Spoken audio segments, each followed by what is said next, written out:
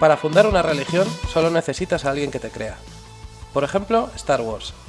En 1973, George Lucas convenció a la cúpula de la Fox para que financiase su homenaje a los seriales de ciencia ficción que veía de niño.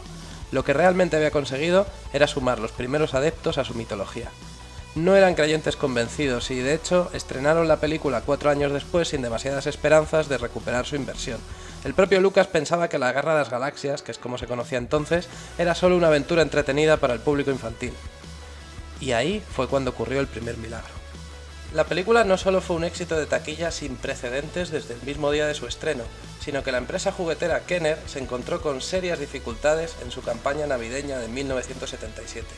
Dificultades que no había experimentado antes.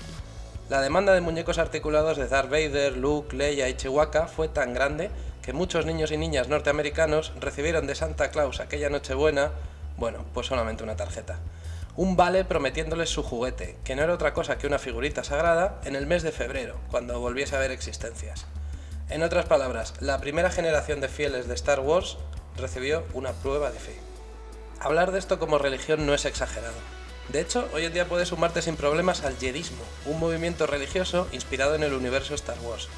Su creencia central se podría resumir, por supuesto, en la existencia de la fuerza, una energía mística que lo envuelve todo y que el individuo elevado por la fe puede llegar a controlar si realmente se esfuerza, aunque de momento no se han registrado casos de levitación, que nosotros sepamos. En realidad, hay varias formas de interpretar la fuerza dentro del propio Jedismo. Hay adeptos que creen que es otra manifestación de la existencia de Dios, en el sentido monoteísta del término, por lo que su fe no se diferencia demasiado de la de, por ejemplo, los cristianos. La definición de otros aprendices de Jedi estaría más cerca del neopaganismo, una energía presente en la naturaleza que se manifiesta a través de opuestos, por lo que cuidado con el reverso tenebroso, a no ser claro que eso sea lo que a ti te va. Incluso hay personas dentro del jedismo que se niegan a concederle a la fuerza cualidades de deidad, por lo que para ellos es simplemente otra forma de practicar tai chi, una que incluye sables láser de plástico. Toda esta multiplicidad de lecciones estaba ya presente en la idea original de George Lucas. De hecho, él confesó haberse inspirado en el budismo, en el sintoísmo, en el taoísmo y en algunos cultos de origen céltico a la hora de imaginar el trasfondo de la fuerza. En realidad, la idea no podría estar más en sintonía con el panteísmo, que es una cosmovisión y una doctrina filosófica que cree que el universo y lo que las religiones monoteístas llaman Dios son en realidad la misma cosa. Muchos teólogos creen que el panteísmo siempre estuvo latiendo detrás de las religiones politeístas del mundo antiguo, porque no olvidemos que en el mundo antiguo la gente sencillamente no compraba la existencia de un único Dios. ¿Por qué conformarte con eso cuando tienes todo un panteón como el de los griegos?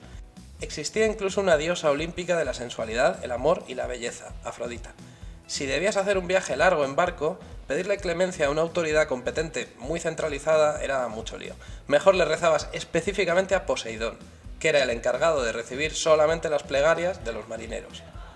Cuando el Imperio Romano empezó a conquistar territorios pertenecientes a Grecia, le gustó tanto la idea del panteón olímpico que sencillamente se la copiaron. Así que Poseidón se transformó en Neptuno, Afrodita en Venus, pero sus funciones eran exactamente las mismas. Lo interesante es que estas deidades recorrieron el camino opuesto al de, por ejemplo, el maestro Yoda. Empezaron siendo una religión y acabaron transformándose en simples mitos. Hoy en día estudiamos las aventuras de Zeus, o para los romanos Júpiter, desde un punto de vista literario, sociológico o folclórico, pero en su momento eran textos sagrados, la gente creía en estas cosas, eran su religión. Pero tanto en el periodo helenístico como en el Imperio Romano se empezó a dar una práctica que más tarde fue denominada como sincretismo, y que no es más que fusionar elementos de dos o más religiones en una.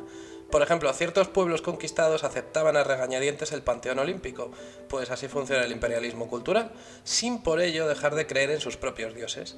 Los únicos que se negaron en principio a esto fueron los judíos, para quienes la equivalencia entre su Yahvé y Zeus o Júpiter era la peor de las blasfemias. Sin embargo, muchos siglos después, los conversos, que son los judíos españoles que no quisieron tener que marcharse del país por orden de los reyes católicos, decidieron encontrar un equilibrio entre sus creencias y el culto a los mártires cristianos que les imponía la Santa Inquisición. El resultado fue una creencia completamente sincrética, en el sentido de que ya no era 100% hebrea ni 100% cristiana. Sus hijos e hijas ya nacieron dentro de esta religión mixta, luego para ellos fue la única ortodoxia. Precisamente las nuevas generaciones suponen una de las principales ventajas del sincretismo.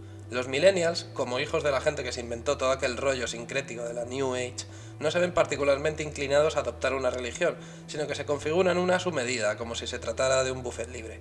Teniendo en cuenta que el sincretismo es ya la religión mayoritaria en países como China, debemos suponer que el futuro de la fe se va a parecer mucho al jedismo, un conjunto de creencias inspiradas en elementos de muchas otras, pero con el giro pop que ahora mismo detectamos en los antiguos mitos greco-romanos y en las películas de ciencia ficción.